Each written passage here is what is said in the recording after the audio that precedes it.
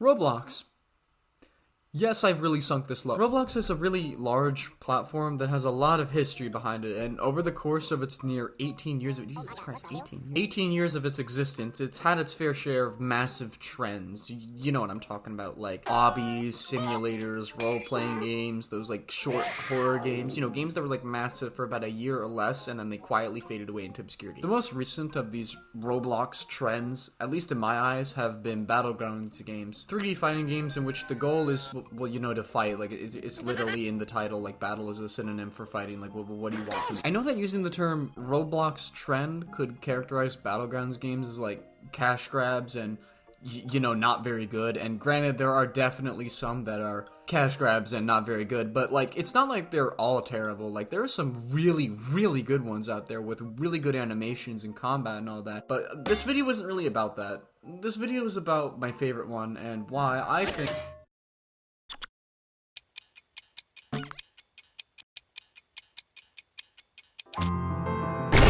Oh God! Ah!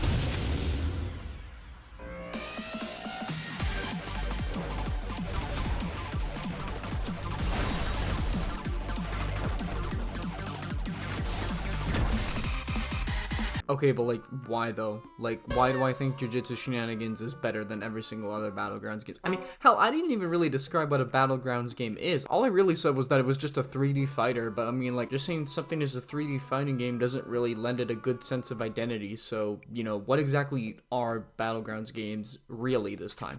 Well, a Battlegrounds game is defined as a 3D sandbox fighting game in which you can fight people, fight more people, engage in witty banter with your fellow man. Your basic moveset consists of a 4-hit combo with an uppercut and a down slam variant, as well as 4 special moves depending on the character that you've selected. These 4 moves can really influence the way that you play the game, whether that be offensive, defensive, at a distance, or a little bit of both. It's really what separates other characters from each other. There's a lot of other stuff that I didn't mention too, like ultimates and dashes, but like, you know, we'll see those for later.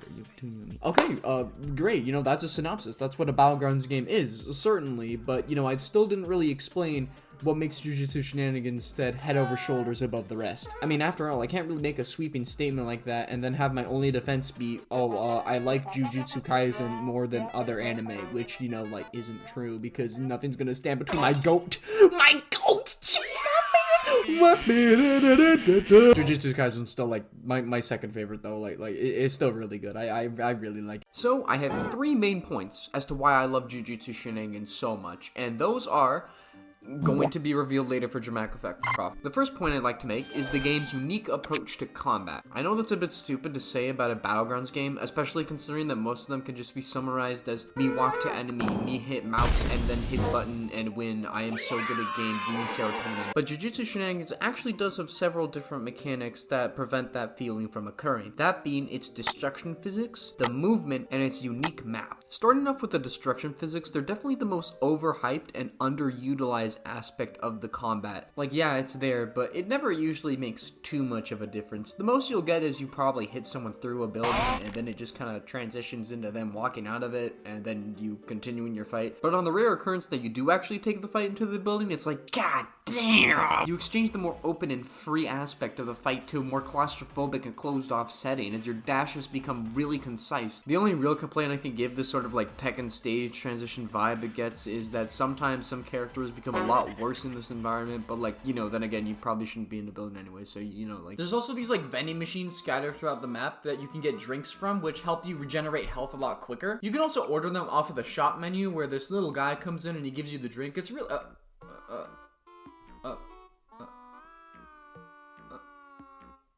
what the fuck? Oh, are you doing a little fight here? No!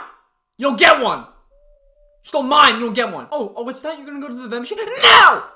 You don't get that either! The next 2 aspects are a lot more prevalent in combat, and that's the movement mechanics and the map itself. When I say movement mechanics, I'm not talking about ones that are exclusive to certain characters, like Gojo's teleport, Megumi's shadows, and Yuji's,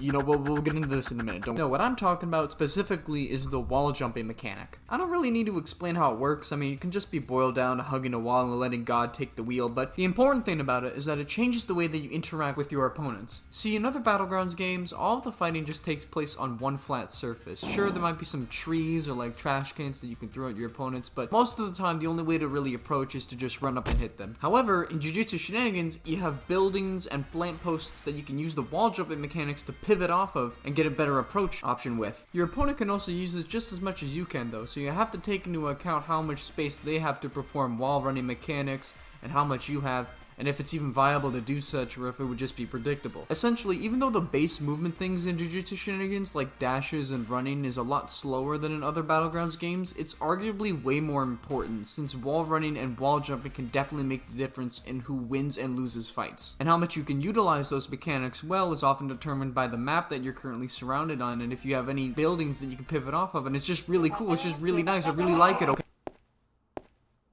I think I'm giving Z a bit too much credit. Okay, let's talk about all the characters individually now. I hate Gojo. Gojo is by far the most variety out of any character in the entire game, seeing as all of his moves can combo within each other and they do ridiculous damage. Like, are you seeing this footage? This whole combo hasn't dropped yet. This whole thing was true. He also has one of the best R specials in the entire game, which is perfect for embarrassing runners who thought they could get away from your meaty, grubby little hands. And it's also a combo extender because you know he already has so much, we might as well give him more at this point. Then there's his ult, which is just like basically instant death for whatever poor soul you're fighting. Literally every single move he has in that is easy as hell to land and does a billion damage. Like Lapse Blue comes out frame 1 and does like half your health. Like that's insane. And unlike Sukuna and Mahito's domains, where you have some chance of surviving if you're smart enough, if you get caught in Gojo's, then you might as well leave the game because you're gonna get washed. Gojo's kind of like the Saitama of Jujutsu Shenanigans. You know, he's conceptually simple, he has easy combo strings, and he's pretty good for beginners, but if you give him to a person who actually knows how to play the game, yeah, no, it's not gonna be fun.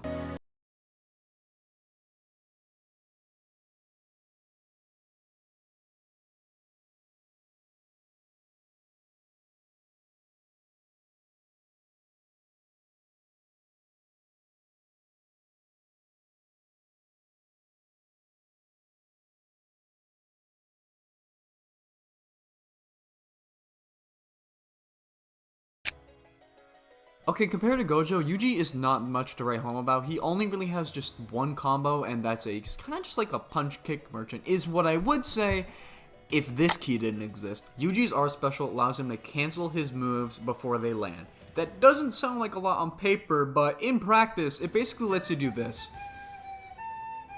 The fuck wrong with you? Also, he can do infinite black flashes.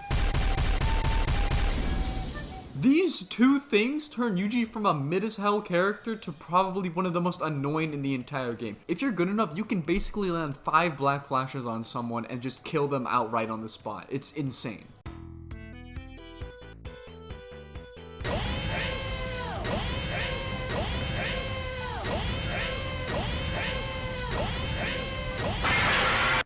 Hey guys. Also, fainting your opponents can be really funny. Like, oh no, I sent it back. No, I sent it back. No, I sent it back. No. Oh, you look stupid.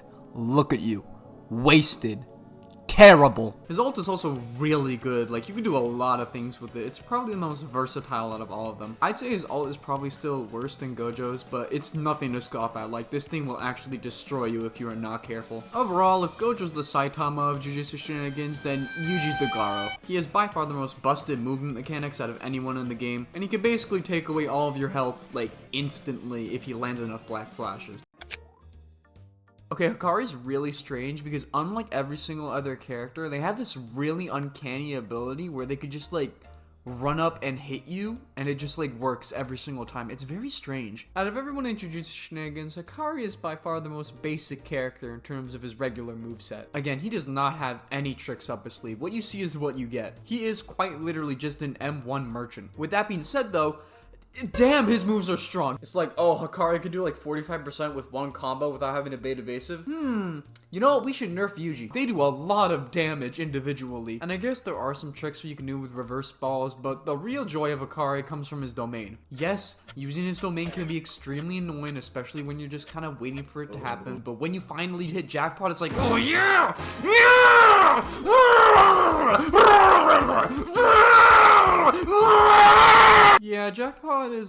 that part Hakari is a lot of fun. I honestly though, there's no shame in picking Hakari. Like, even though he doesn't have a lot of tools at his disposal, he is definitely still a very fun character to play.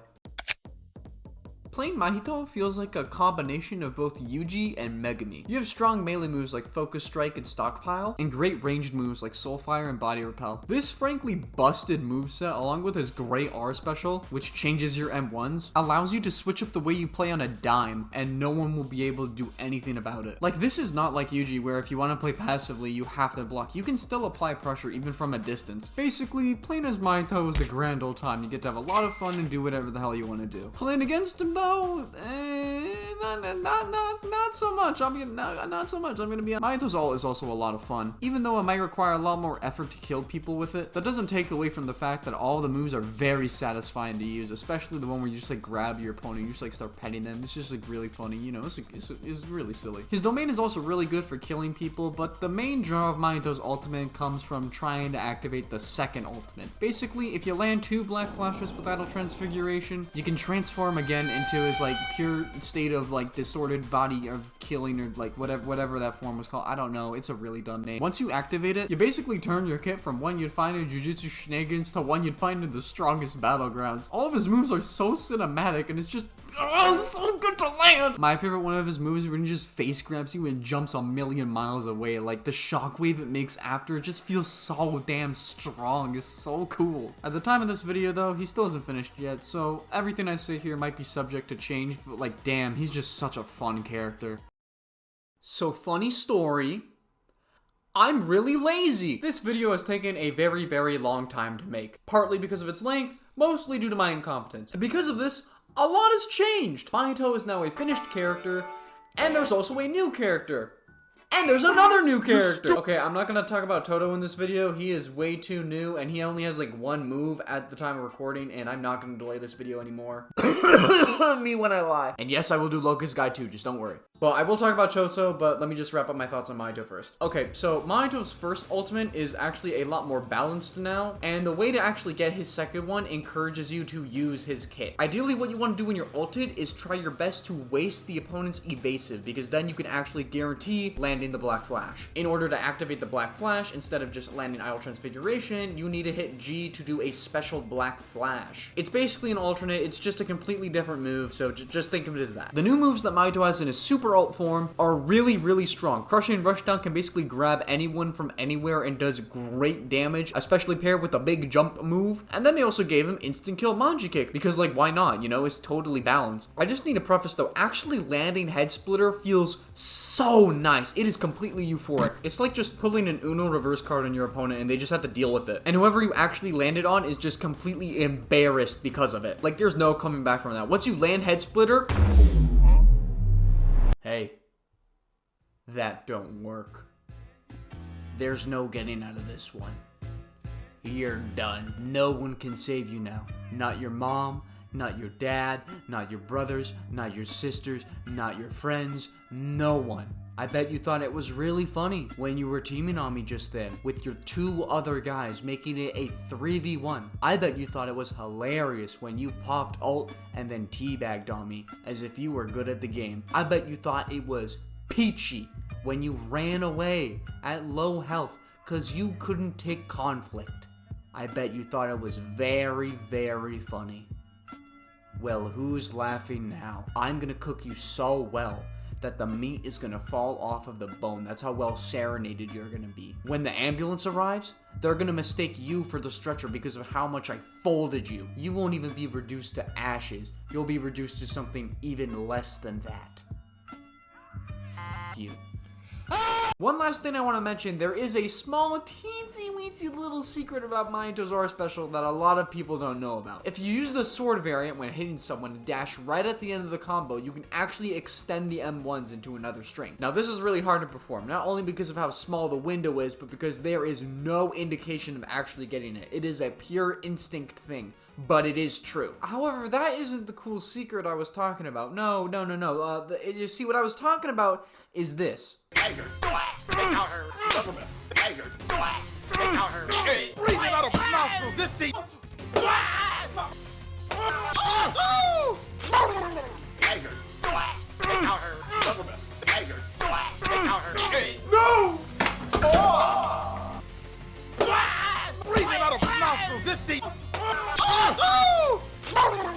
As far as I can tell, this is the closest thing that JJS has to a one-shot combo. Is it hard to get off? Oh my god, you would not believe. Not only do you need to bait your opponent's evasive first for it to work, and also have all of your moves on cooldown, but there are actually 2 places where you need to be literally pixel perfect, otherwise there is a small gap where the combo isn't true. But aside from that, yeah, no, I don't care what anyone says, this is the coolest thing you could do in the game. You know, I am sad though, because now that I mentioned this whole combo, it's definitely gonna get patched.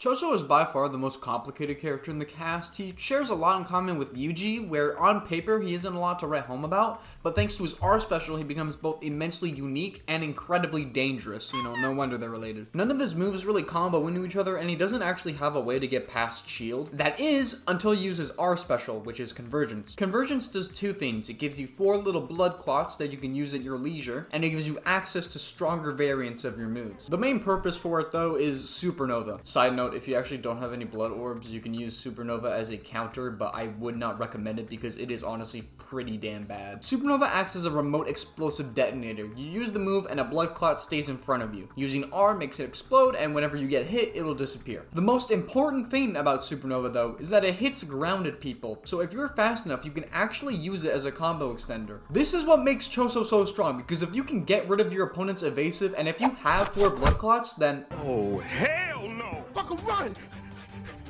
Freeze! Raider! I think he's Raider! He's right behind me, Raider! Raider, please stop! Raider, you're running a little too fast! Oh my god, Raider! He's right behind me! Oh my god, Raider!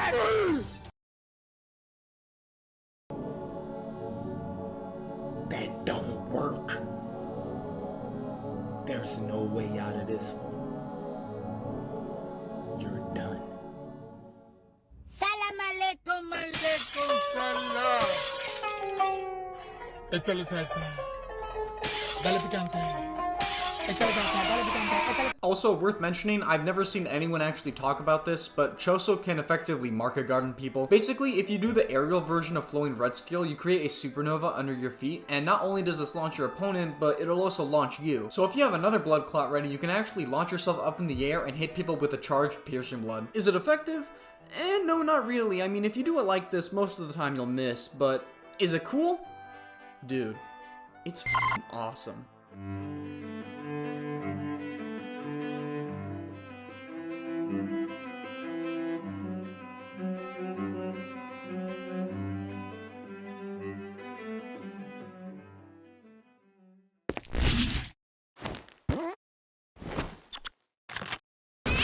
Then there's his ult. Choso's ult has this weird thing where it just goes by really, really quickly. Blood Rain completely drains your ultimate bar, but if you can combine it with the move that's named after that one place from regular show, then you can basically instant kill someone. It's really strong. It just goes by really quickly. Also, Choso can do a Kamehameha. Kamehameha! Oh damn, I missed. You know, it's fine. I didn't want to hit it anyways, to be honest with you. It was lame. Todo is by far one of the most creative characters in the game. You basically get as much freedom to approach any situation in any way you want to. He's a lot like Gojo, where all of his moves flow really well into each other, except for Pebble Throw, because some reason people can just block it. I don't know why. Todo can excel at whatever you want him to do. If you want him to play defensively, then you can, and if you want to be super aggressive with him, then that's also an option.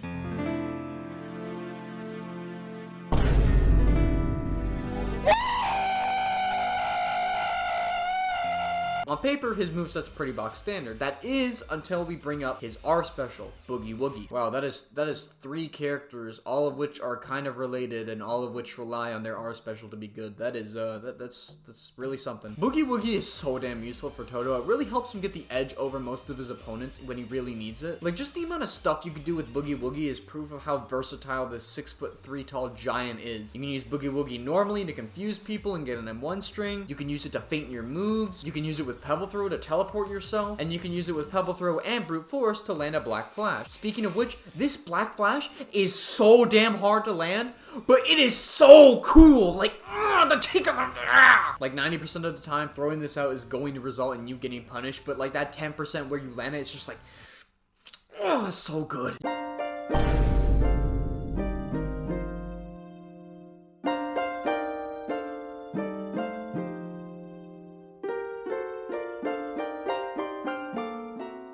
You can also do a perfect boogie woogie where you M1 right after doing the teleport, and this basically removes the cooldown for it. It's really useful. Then we have Todo's ult, which is the sheer unleashed power of schizophrenia. The fact that all of his moves are taken from like a minute of anime exclusive content, which in canon doesn't even exist, is just hilarious. By far the funniest part is that if you land a move, your schizophrenic ass will play a cutscene, when in reality it's just you beating the hell out of your opponent. Like, that's just funny, man. Like, come on. Like, he literally becomes a stand user. How is that not peak comedy? Overall, Todo is definitely one of the most fun characters in the game, and I'm really happy people are singing his praises. And to finish it off, Brothers is by far the funniest move in the entire game. Hey, what's up? Hey, come on, give me some.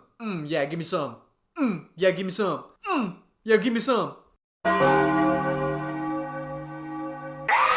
Please, Z, please make Brothers instant kill again. It was so funny. Why? I remember when Z dropped this update. It must have been like midnight or something, and I was like half asleep, so it didn't really occur to me just how ridiculous this thing is. Like, seriously? The Locust curse? Really? The funniest part is he's like actually a good character. Like, bait evasive once and that's like 70% combo. Like, I'm not even kidding. He's like actually pretty good. Locust doesn't have a huge variety in his kit, but his main thing is that he's a rushdown character. You know, he gets in, does big damage, gets out. The coolest thing that he could do by far is mid-air combos, which is if you ragdoll someone with your third or fourth move and then hit R, which lets you extend the combo mid-air. All things considered, there isn't really much else to talk about. Lotus Guy is shockingly simple. He's a lot like Hakari in that way. Is this? Man, get your rinkety-dinkety ass out of here! But the most unique thing about him is what he doesn't have. Rather than having a whole different moveset, Lotus Guy's ultimate makes you do a single move, that being directed poison. Now keep in mind, this comes out so fast that you can actually have it as a combo finisher. The initial hit doesn't do that much, but over time, the poison ends up doing 80 damage, which is insane. So at literally any point in time, you can just look your opponent dead in the eyes and be like, you know what? I don't really want to fight you.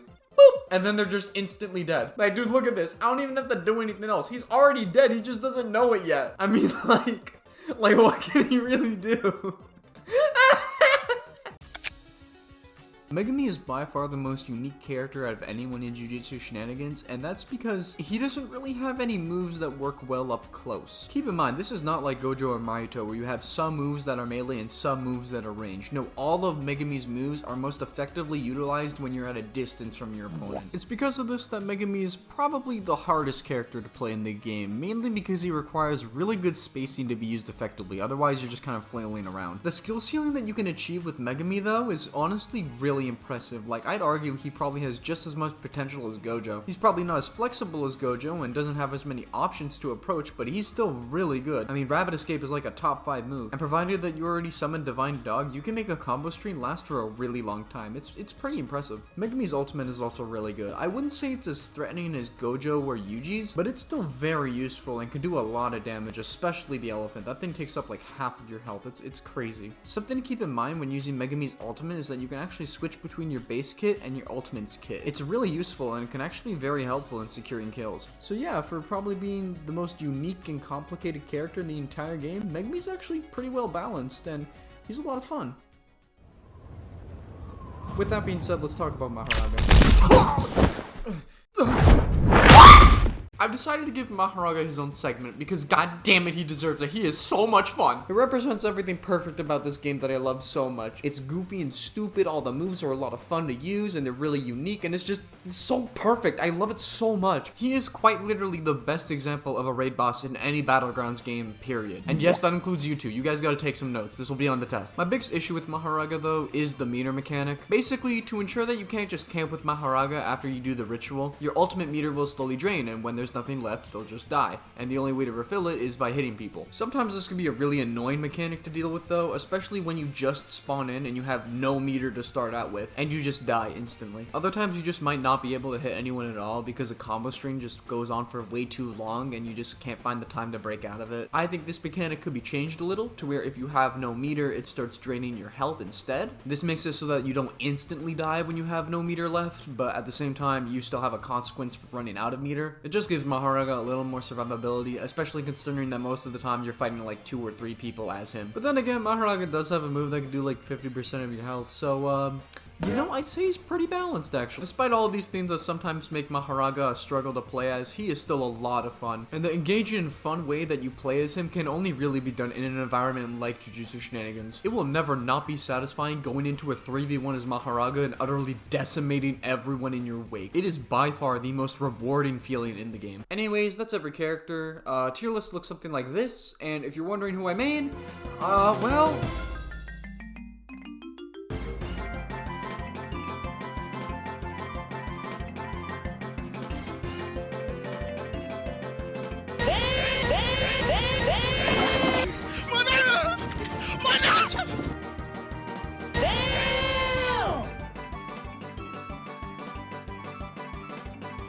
Huh? What are you aiming at?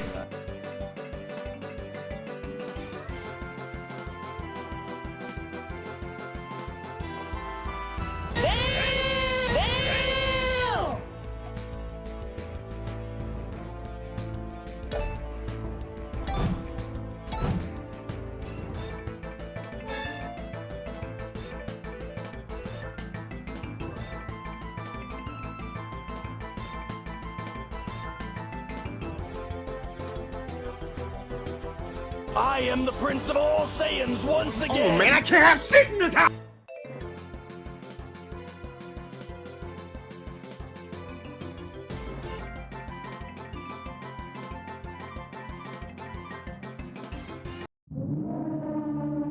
No, this just isn't possible! You're wrong! I entrusted everything to you! My pride, my promise, everything! I won't tolerate failure! I am a Super Saiyan!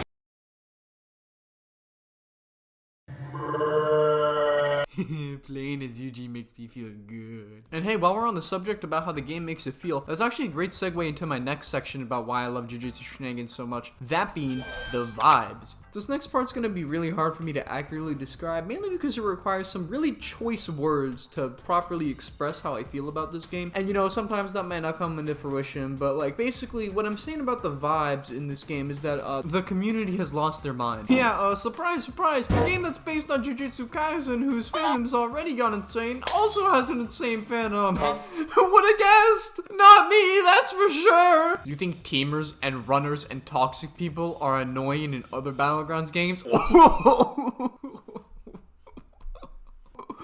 Because they are. They're annoying in every game.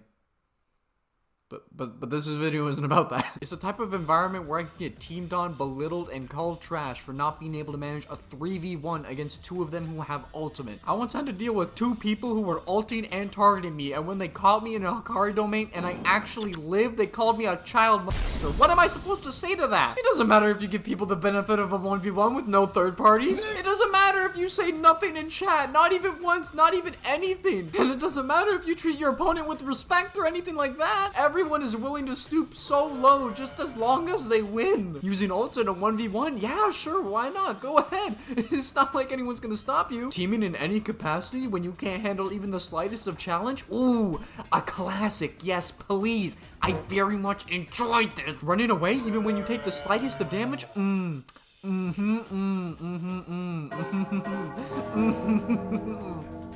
This game is very fun. I once killed someone once, just once, and they went after me 8 separate times after that. And when they finally beat me, they still weren't satisfied. They were still going after me. Like, dude, what do you want? Even hackers in this game just feel way more annoying than any other Battlegrounds game. It's like, look at this. What am I supposed to do against this? How am I supposed to fight this? With how fast these hackers are moving, you think they'd be compensating for something. Okay, I got it. Oh my god! Why are you clipping me through the Ooh, I'm gonna give this man a piece of my mind. Hello, yes, customer services. I need you to take this man, throw him off of his balcony, and then suspend his driver license. Oh yeah. That is a nice message to read. Instant morning wood. Like, I seriously cannot stress it enough. Everyone will do whatever it takes so long as they are still standing by the end. Teamers especially, they will literally take turns fighting you, and the second that you get any sort of a string off, they will immediately interrupt. They act like they're actually in Jujutsu Kaisen with how much they're jumping people in a 3v1 and pretending that they're good at the game. It is the most infuriating thing I have ever seen. And don't even get me started when you're fighting as Mahoraga.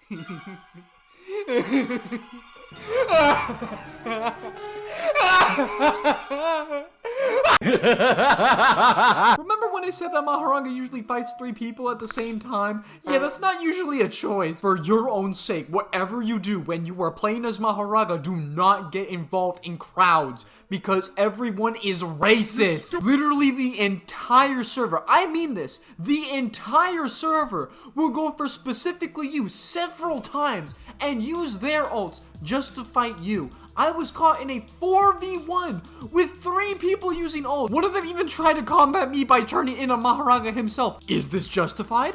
Not really. Are they gonna do it anyways? Oh, you already know they're gonna do it anyway. People will literally hack against you just to beat you as Mahoraga. How is this fair? I can't hit you. And you know what their excuse was? Oh, you were Mahoraga. That was your ult. You're not teaming when you're ulted. What are you talking? I swear on it. Teamers in this game make me wish my channel was not aimed at the +13 demographic, because so help me, I would be having a very few choice words for these people and they would not be very polite, let me tell you that. But you know what? At the end of the day, when it's all said and done, to all the runners and teamers and toxic people who play this game, it makes it all the more better when I whoop their. Yeah, try and team on me again, see what happens. I'll fold you like laundry. Beating the snot out of toxic players in any Battlegrounds game is always going to be satisfying, but for some reason, when it happens in Jujutsu Shenanigans, it's just, it just feels different, you know? Like, just landing stuff on people just feels good in this game. There's not much else to it. It just feels good to do. It's absolutely a result of just the vibes that this game gives off, but also just how chaotic and sporadic the combat can be. Look, it just makes me happy destroying people's pride and then drinking their tears. What do you want from me? That's a fun pastime. I'm not hurting anyone. You know what I'm saying? Oh my god, I stuttered so hard. But yeah, you shouldn't, like, actively try to be a toxic person whenever you play this game. Like, that doesn't really do anything to help the problem. Instead, what you should do is employ this, a guidebook that teaches you when to and when not to be a giant piece of shit. Rule number 1, if you see someone getting teamed on, help them. Even though it might not be your beef, and even if you don't really want to get involved, it's still like the morally right thing to do. Like, dude, look me dead in my soul and tell me that a 6v1 is fair. It's not! Like, oh my god, I swear. You know what? You know what I need to do?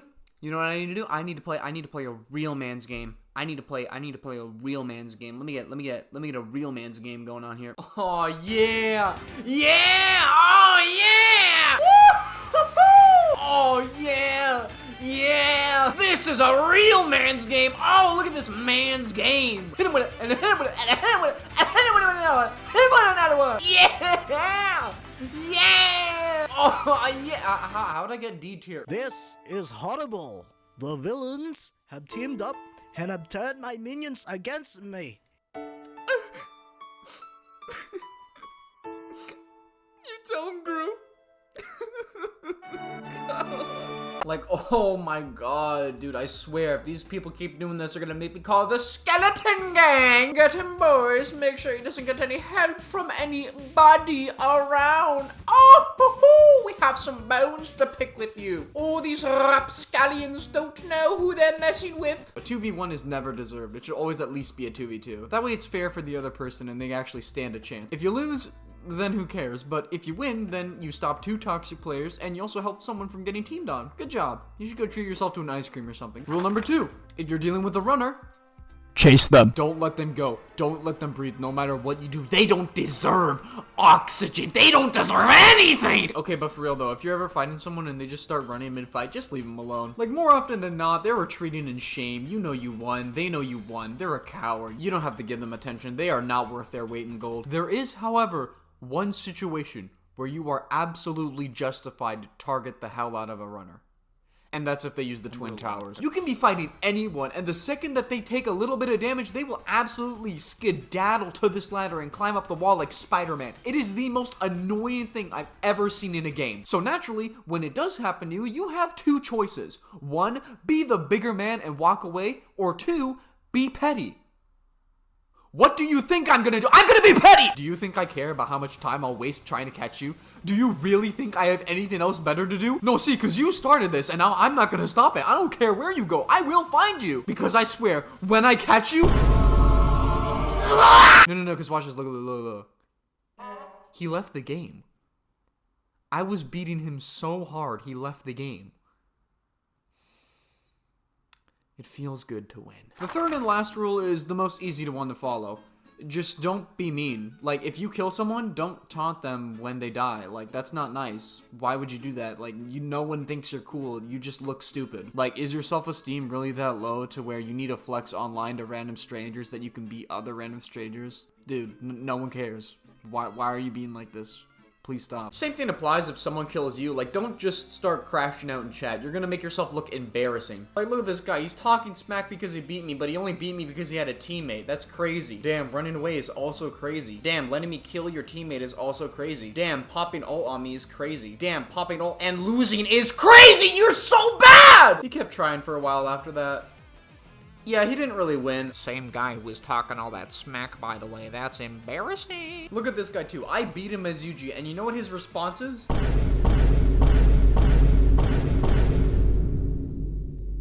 Like, my guy, is it really that serious? You know, the funniest part is that this is not the first time.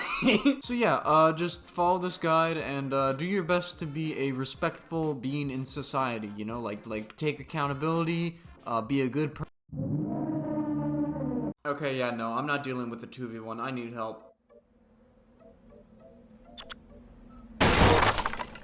Hey, sorry to be a bother, but I was just wondering if you could, yeah, I'll just go. Sorry about the door, by the way. Okay, you know what? I can do this on my own. I don't need anyone else's help. I got this. This will be fine. Like, you know, it won't take... I need help.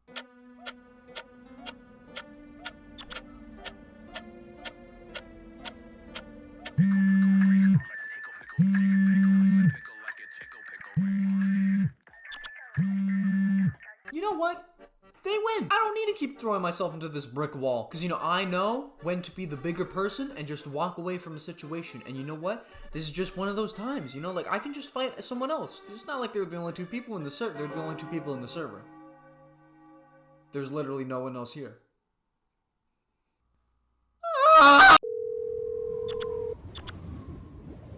Get on the game. I said get on the game! Oh, thank God.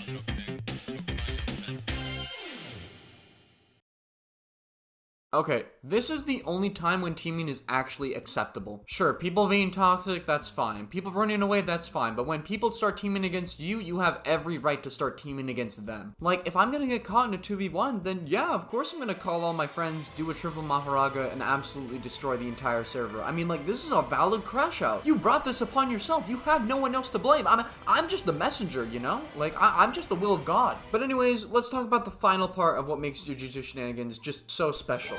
And that's the community. When I say community, I'm not talking about the community that plays the game, because, you know, we like quite literally just covered that. Rather, I'm talking about all the tools that the community has at their disposal to reinvent the game. So, you know, build mode, roulette, custom servers, you know, stuff like that. Okay, let's start off with build mode. Build mode is...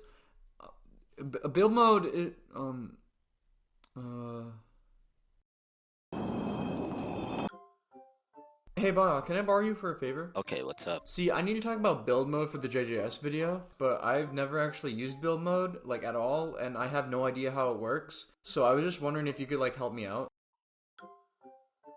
Yeah, I'm not doing that. Oh, what? Why not? Look, I learned build mode from scratch with absolutely no help. If I can do it, you can too. It's not that hard. Oh man, come on, come on, okay, come on. I'm not asking for that much, all right? Just like tell me how it works. No, I'm not gonna make you copy off my homework. Man, come on! Also, now you're mad at me. See, you wouldn't have this issue if you weren't so lazy. You know that, right? No, Oh, there you go again. All you do is yell. All you do is yell. No, because you can't think of a proper. A few moments later.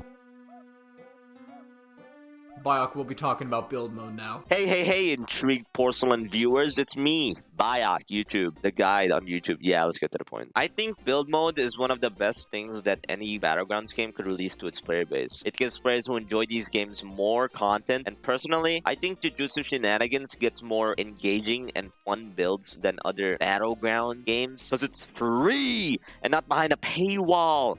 Yeah! So to start building, you press the spawn part button and it'll spawn a part where you are standing. Like, I don't know actually, but it'll spawn a part and you could position it, rotate it, or size it. You don't have to press the button in the UI all the time. You could just press the letter T on your keyboard, which I think is pretty helpful and awesome. Change how the part looks. You just go to the colors over here, drag the box everywhere to the color you want, and it'll change it. And you could change the texture by going over here, pressing these buttons. And you could make it transparent by going over here. Making it 1 makes it fully transparent. Making it 0.5 makes it like kind of transparent, which is good for Windows actually. And okay, so like the UI right here, like the can collide, cash out, or breakable, if it's blue, that means it's off. So if can collide is blue, that means you can't collide with the part you pick. And then if it's this, of course, you can't break it. This also reduces lag like by a lot. So I recommend using not breakable if your PC is bad like mine. And then these numbers, these 145, the 1 changes the position and size of the thing. So if it's a bigger number, that means you can move it like really snappy. And like if the number is lower, like 0.01, that means you could like make it smoother. Like with this, it's like really helpful because if it's like a lower number, you could like add more detail. Like, I don't know, when you're making something, I don't know what it is. The 45 changes the rotation, so if like make it 2, it's gonna be like really smooth. If you put it back to 45, it'll just like instantly snap in the next direction. Okay, for you to make a basic map for JTS, first spawn a part.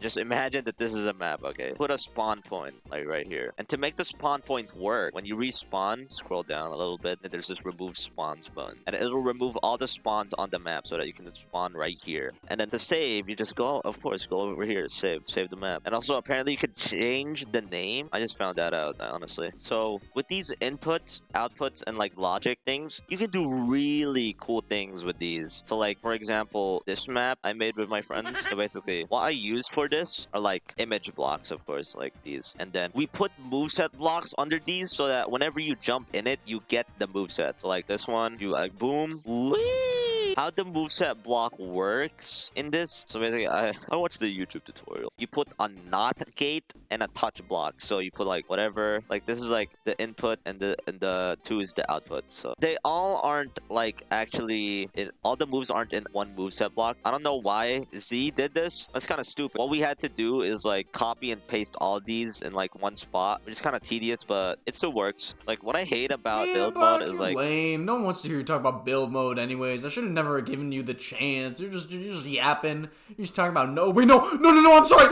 No, please. So that was Biok's description of build mode. I hope you liked it.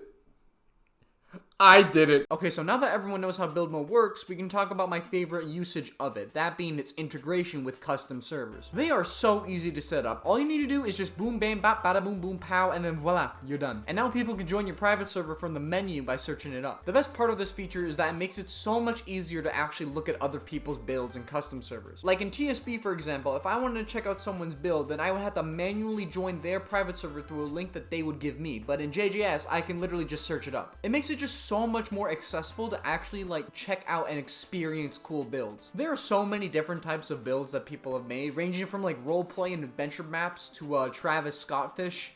I don't know why he's here. I once found a map where some dude recreated the entirety of Undertale. Like, literally just the entire game's map. Like, that is so impressive. The people on here are insane. My personal favorites are the Underground City and Shenanigans Plus, which are both incredibly massive maps with so much stuff to do in them. Underground City literally has events and actual lore behind it. And there's like a million references to other pieces of media. My favorite is this little reference to Layer 3 and Ultra Kill. It's like tucked away in the corner of the map. This level of detail is placed everywhere throughout it. It's so damn cool to explore. Look at this, look. I found a way to get on top of the map. Oh, I'm so smart. Oh, yeah.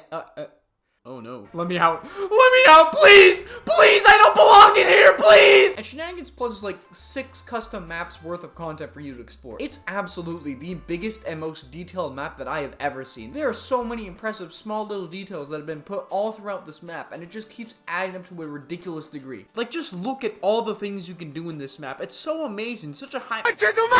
My favorite part about it is how much care and attention has gone to revamping the original map. Like, Shibuya looks like an actual station. It is so damn cool. Alright, let's talk about Roulette. Roulette is so much fun. Oh my god. I am honestly amazed that no other Battlegrounds game has done something like this before, because it adds so much replayability to JJS. It probably has more replayability than any other Battlegrounds game at the moment right now. Like, I cannot stress it enough. It is quite literally just a party mode, but it is so perfectly executed that it's just so much fun. The basic gist is that when you join a server, you and everyone else are teleported to a lobby where you're allowed to vote on which game mode you want to play. At the time of recording, there are currently 3 game modes available: Sorcery Clash, First to 12, and Brain Swap. After the server finishes on voting for whatever game mode they want to play, except when it decides that it's only time to play First to 12, everyone's teleported into a random map and they do the game mode. Simple as that. When I say it like that, Roulette honestly doesn't sound like anything very special, but I swear it's fun, I swear. Remember when I said Jujutsu Shenanigans combat was fun because of how chaotic it could get? Yeah, Roulette is basically that, but like infinitely better in every single possible way. Because they take every chaotic element that's relatively balanced in the base game,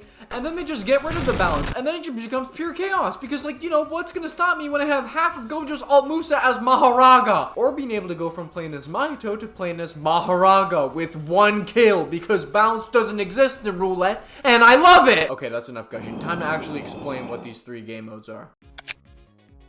Okay, so Sorcery Clash used to be a lot different from what it is now. Basically, it was a lot like Infection, where there were a team of curses and a team of sorcerers, and the curses had to kill all the sorcerers, and the sorcerers had to live for more than 2 minutes. But now, it's more like a team deathmatch, where the number of curses and sorcerers are even, you get 1 life each, and you have to take each other out. And the last team standing wins. Personally, I think the team deathmatch mode of Sorcery Clash is pretty cool. I think it should stay, but I also think we should bring back the old Infection version of Sorcery Clash, because I do think it has a lot of potential to be a great game mode. I just think it needs a little bit of tweaking, like maybe make it so that the curses have an easier time to kill the sorcerers, and maybe you have some like special curses that you could spawn as, like maybe there's like a chance you become a disaster curse and you just have access to 1 or 2 ult moves, because it was very easy for the sorcerers to kill the curses. But yeah, the Sorcery Clash that we have right now is fine. I just hope they bring back the old one as its own game mode. Like, just add it back, call it Infection, make the time limit from 2 minutes to 3, and add in some cool curses that you could spawn in as, and then boom, we got the best of both worlds. First to 12 is literally just third-party simulator. First to 12 is a free-for-all game mode in which every person has to fend for themselves and has a minuscule HP. Like, seriously, everyone is frail as a feather. Like, I could blow in your direction and you will get ragdolled 20 feet into the air. Everyone has to fight against each other, and whoever gets to 12 kills first wins. It sounds simple, right?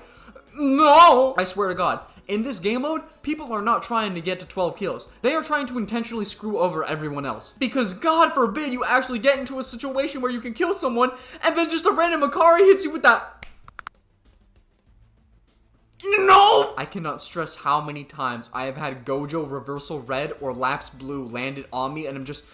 Not to mention every single time after you get a kill, your moveset randomly switches. So you can go from base Mahito to ulted Gojo and just throw a hollow purple. Or how about throwing a world slash across the room? Cause yeah, you can do that. You can send a world slash there and it just kills everyone. You think with my tone of voice I would dislike this game mode, but I actually really like it. I think it's a lot of fun. Especially when you just pick up momentum and you're just switching movesets like left and right and you're getting kills left and right, and it's just, oh, it's such a good feeling when you're just flowing like that. Okay, when people say they want to play Roulette, they're not talking about the other game modes. this is probably the only one that they're actually referring to. Brain Swap is by far the most popular game mode in all of Roulette, and oh my god, I wish it wasn't, because everyone always picks this. No one ever picks the other two. All the game modes in Roulette are pretty easy to understand, but Brain Swap is the easiest, because you only have one real goal, and that's just to survive. You're given 2 lives in total, and the last one standing wins. The only caveat is that your moveset is completely randomized, so you can have a completely broken kit or end up with straight dookie water. The only way you can change your moveset is that if you use your ult or if you die. Roulette is honestly really funny because in some cases it can make you feel like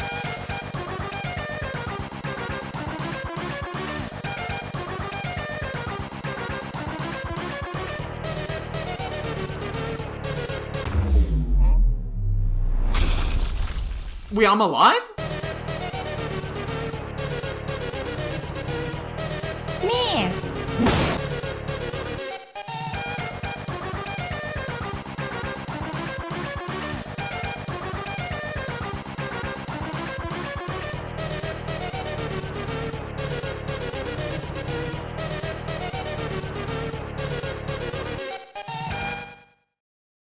And in others, you can just feel like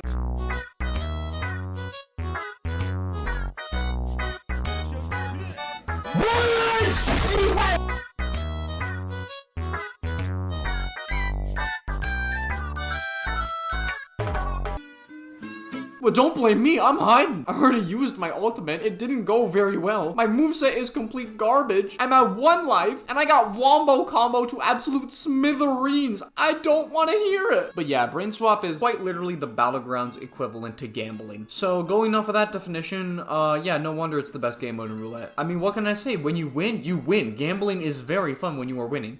It's not as much fun if you're losing, but like, you know, we don't talk about that. But yeah, in conclusion, Roulette's a lot of fun. I don't think people sing its praises enough though. It definitely deserves a lot more credit for what it's worth. And I hope over time, more people begin to appreciate it and it gets a lot more updates as well. I mean, there are so many different ideas you can make when it comes to Roulette. You could do a raid boss, you could do hide and seek, you could do tag. Like, you could be very creative with it.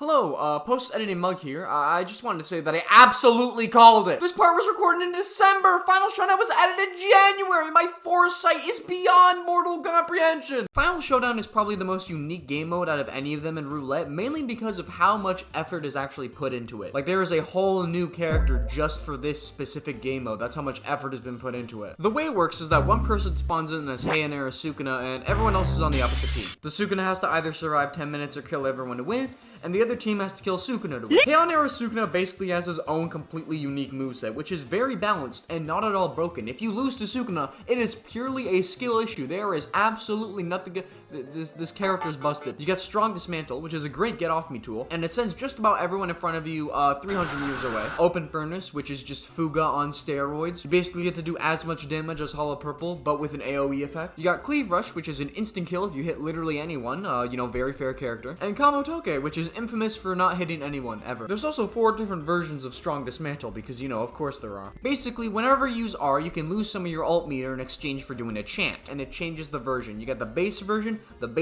but times 3, the extremely useless version, the World Cutting Slash, and then the Waffle Maker. If you completely fill up your alt bar, then you can do Sukuna's Incomplete Domain, which is, you know, it's really something. Okay, let's use— oh my god, my frames! My computer! Why is there so much debris, and why did it turn my game into a PowerPoint presentation? Okay, in a recent patch note, they did actually optimize it a lot, but like, it still basically destroys my computer. It is a complete screen wipe, and it literally hits everyone, regardless of how far away you are. Like, it does not matter if you were chilling in the Sahara Desert and Sukuna is in Antarctica. This thing will still hit you. 100-meter radius my ass. Okay, so with all that going for Sukuna, you would think that it's an absolute bloodbath for everyone else. But considering the fact that everyone on the other team has 8 lives, it kind of— oh my god, they're not letting him breathe! Dude, there's like 6 people on him! Oh my god! You would not believe how shockingly difficult it actually is to win as Sukuna. It is a test of endurance, man. Like, if everyone goes Megumi, you're folded. It's over. Don't like, leave the game. You're not gonna win. Oh no. Oh no. Oh no. I'm gonna die. Oh god. Oh no. Oh god. Please. Please. Please. Please. You know what? Screw this. Screw being Sukuna. Come on, Aiden. Let's get out of here.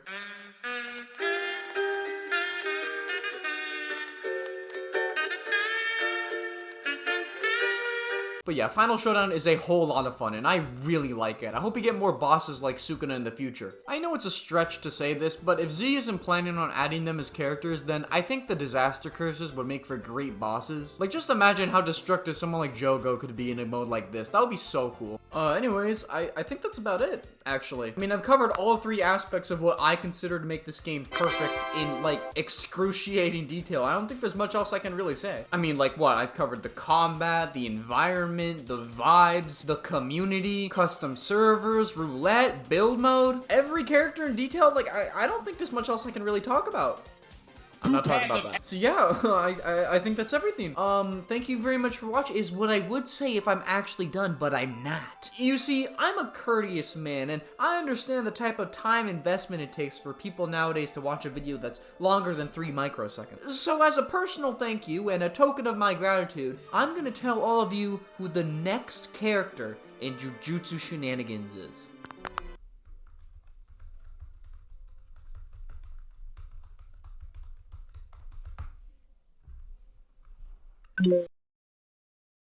And now we play the waiting game.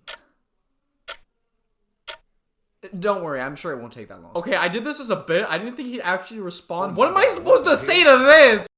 Hey, so, it's the end of the video now, for real this time. I really hope you enjoyed it. Firstly, before I start anything, I want to give credit where it's due. Thank you so much to my friends, Mintfresh and Biok. Mint basically did all the sound effects for this video, and she also did some additional editing, which was, like, really useful. Like, she is a massive reason as to why the video is as good as it is. And Biok helped with the entirety of the build mode section, and they also made some of the thumbnails. So please, for the love of God, give them their flowers. They really helped a lot. This video took way too long to make, I'm gonna be honest. It was like 4 to 5 months, and like I had to go through so many loopholes just to make this thing. I had to learn a lot about Jujutsu Shenanigans, you know, obviously. I had to learn how to use Premiere Pro and how to record gameplay footage. I finished high school. I moved from New Zealand to Canada. I got into university. Like, so much stuff has happened in that time, and it's crazy that this project has just ballooned to how massive it is, but I'm so proud of it. I wanted to make this video because I just wanted to show this game some love. Like, I feel like for as popular as Jujutsu Shenanigans is, all the content surrounding it doesn't do it justice. So I wanted to make a video that really encapsulated why people like this game so much. I mean, is it the best Battlegrounds game? Yeah, I mean, like, I don't know. That's up for opinion, really. But I hope this video was, like, a good explanation as to why many people think so, and, you know, why at least I think so. So, thank you, Z, for making this genuine masterpiece of garbage. And sorry again for it taking so long. I promise the next upload will not be like 6 months. I promise you. And once again, thank you so much for watching to the end. Like, it genuinely means so much to know that people were hooked enough to watch this, like, massive video all the way to the conclusion. So thank you so much for being here. It really means a lot. Well, until next time, I see you guys later, and I hope you all have a good day.